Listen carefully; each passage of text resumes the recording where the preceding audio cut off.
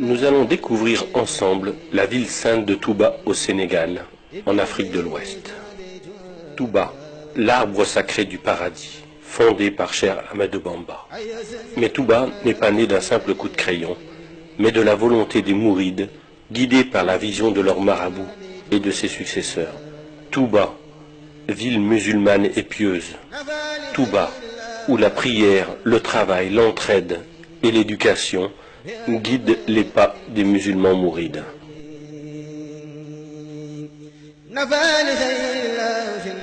Cheikh Ahmad ibn Muhammad ibn Habiballah, plus connu sous le nom de Cheikh Ahmadou Bamba, aussi surnommé Khadim Rasoul, le serviteur du prophète Mohammed. Il est né à Mbaké Baol, un village créé par son arrière-grand-père, Maharam Mbaké. Son père, Mammor Antassali, était un grand érudit, un maître coranique et jurisconsulte réputé. Il lui enseigna le Coran qu'il maîtrisa très jeune. Sa mère, Sorna Mam Diarra Bousso, reconnue comme une sainte, était surnommée Diaratullah, la proche de Dieu. Elle accomplissait avec dévouement et constance ses devoirs religieux et familiaux. En 1883, à Mbek et Kayor, le père de Cheikh Ahmadou Bamba quitta ce monde. Alors, toute forme de requête affluèrent de la part des rois pour faire du Cheikh un conseiller et magistrat. Cheikh Ahmadou Bamba refusa et déclara « Le service que je rends aux prophètes m'interdit d'être au service des rois pour leur largesse. » Il disait aussi « J'ai remis mes brides éternellement entre les mains de Ahmad pour adorer Dieu. » Et il fonda le mouridisme, ou la voie de l'imitation du prophète. En 1888, il fonde le village de Touba, dans un lieu austère et retiré. De plus en plus de monde vint vers lui, mais les colonisateurs de l'époque ne voyaient pas les attroupements d'un bon œil. Ils arrêtèrent Cheikh Ahmadou Bamba le 10 août 1895 à Diewol, et à Saint-Louis, les colons décidèrent de son départ en exil. Le 21 septembre 1895, sur le bateau ville de Port-Nambouk, Cheikh Ahmadou Bamba quitte le Sénégal et les siens. Il arriva à Libreville, où il passa 3 mois. Puis il est envoyé dans des contrées austères, où règnent les moustiques et les maladies, au sud du Gabon, à Mayomba, où il déclara ceci. « Ô océan de Mayomba, témoigne que je suis l'esclave de celui qui pardonne les péchés, et que je demeure le serviteur de l'élu. » Il y passa 5 ans avec des militaires et des prêtres. Ce sera plus à l'intérieur du pays, à Lambaréné, où il passera encore 2 longues années avant de revenir au Sénégal. De retour au Sénégal, le cheikh poursuivit l'éducation de ses disciples à Darou Marnane. Mais le nombre de ses adeptes ne cessait de croître. La Mouridia prit une ampleur spectaculaire et demeura une source d'inquiétude pour les colonisateurs qui se sentaient menacés. C'est alors que le colonisateur décida de l'exiler 5 ans en Mauritanie, où se trouvait un grand érudit, Cheikh Sidia Baba. Et le cheikh déclara ceci. « Je ne fonde pas mes espoirs sur le soutien d'un ami, ni ne crains l'agression d'un ennemi.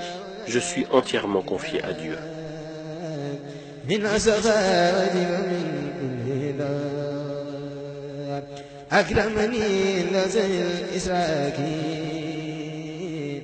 De retour au Sénégal, Cheikh Ahmadou Bamba est assigné à résidence à Thiéyenne.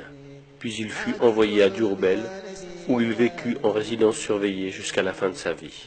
En janvier 1919, lorsque les colons voulurent lui remettre la croix de la Légion d'honneur, il la refusa et déclara « Je suis le captif de Dieu et ne reconnais d'autre autorité que la sienne. Ma récompense incombe au donateur, qui est noble majesté pour le service que je rends à l'élu, qui est pourtant le donateur par excellence. »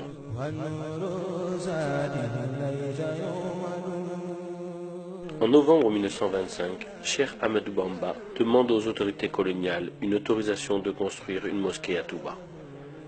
Le 19 juillet 1927, Cheikh Ahmadou Bamba est rappelé à Dieu. Le conseil de famille désigna Cheikh Mouhamadou Mustafa, fils aîné du cheikh, pour la succession de son père.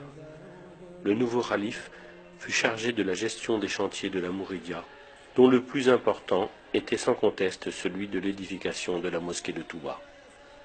Pour mener à bien cette lourde tâche, son père avait loué les services d'un administrateur, en l'occurrence M. Tahiri, commandant du cercle de Thiès. M. Tahiri dilapida les fonds qui lui avaient été confiés. C'est alors que Cheikh Moustapha Mbaké décida de reprendre à son compte les travaux, mais il fut confronté à l'acheminement du matériel de construction. En effet, le matériel lourd ne pouvant se porter à tête d'homme ni à dos d'animal. La construction du chemin de fer était devenue un impératif pour la communauté mouride.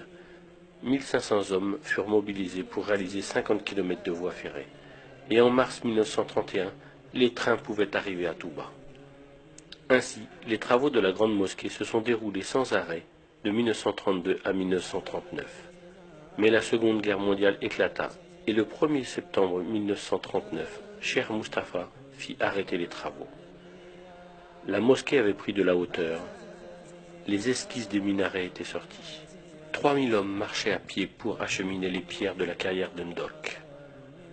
En 1945, Cheikh Moustapha s'éteignit à Touba, laissant derrière lui une communauté meurtrie mais très soudée. En 1949, les travaux reprirent, et les mourides sont ainsi parvenus à ériger la grande mosquée dans un impressionnant travail de fourmi qui actuellement leur vaut cette hargne, cette bravoure, ce sens de la générosité et du sacrifice, mais aussi de l'efficacité dans le travail. La mosquée fut inaugurée par Cheikh Mohamed Fadel Mbaké, alors deuxième khalife. La ville de Touba est devenue aujourd'hui une grande cité religieuse. Dans la vision de Cheikh Ahmed Bamba, Touba devrait réunir les conditions idéales pour répondre aux besoins nécessaires aussi bien de la vie spirituelle que de la vie temporelle. Alors, animé par sa conviction que seul Dieu pouvait lui accorder sa faveur de venir à Touba, il s'est adressé à lui sous forme de prière, et c'est uniquement à ce sujet qu'il a écrit son livre intitulé Matlabul Fawzaini, c'est-à-dire Quête de la double réussite. Il adressa à Dieu ses prières qui se réalisèrent, où il disait « Absous les volontaires qui ont bâti l'édifice si élevé de ma demeure, la cité bénite de Touba, de leurs péchés du passé et de l'avenir. Fais que cette cité soit un lieu d'adoration de Dieu le miséricordieux et de rejet de Satan le banni. Faites de ma demeure, la cité bénite de Touba, un lieu où on plonge dans la voie de l'obéissance et de la tradition de l'envoyé. » Prière et bénédiction sur lui. Convaincu que la connaissance de la science islamique est la voie royale qui permet d'accéder à la meilleure place dans la vie spirituelle, il s'adressa à Dieu et dit « Fais que cette cité soit un réceptacle d'enseignement, un lieu de méditation et d'entendement, fais qu'elle soit un lieu d'éducation et un magistère d'enseignement. » Dans le domaine du temporel, Cheikh Ahmed Bamba avait bien compris que la réussite économique est un facteur déterminant dans l'accomplissement des obligations religieuses dans toute société, car elle assure sécurité et stabilité. Il disait « Fais que cette terre soit une terre de richesse, de sécurité, de miséricorde et d'abondance sous le temps. Favorise les habitants de Touba d'un bienfait en eau abondante, ruisselante et qui court à l'instar d'un ruisseau. Protège cette demeure du vagabondage et de la délinquance et de toute promiscuité.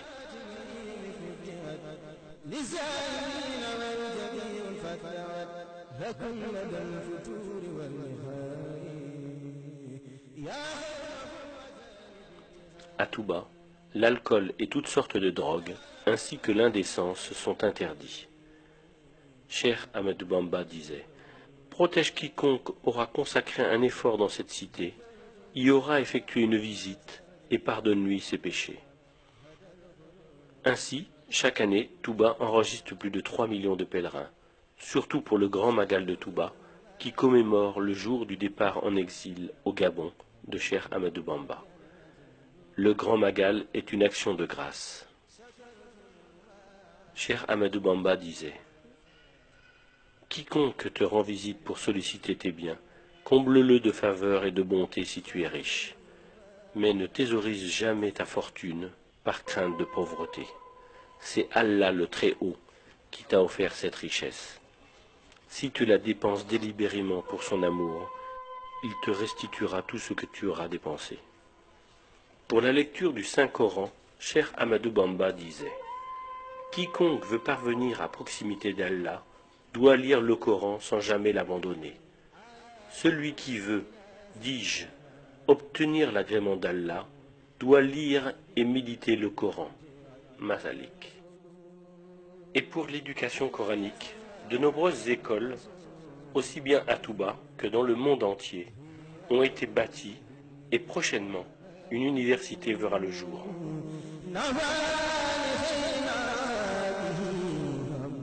Les mausolées des grands dignitaires mourides sont souvent au pied de la mosquée. Ainsi, après une prière pour honorer le fondateur, les mourides prient en hommage aux successeurs de Cheikh Ahmadou Bamba et de la famille. Touba, créé en 1888 par Cheikh Ahmadou Bamba, a grandi après sa mise en terre en 1927. Nous voilà en 2011, soit 84 années où les mourides œuvrent pour Touba, guidés par Cheikh Ahmadou Bamba.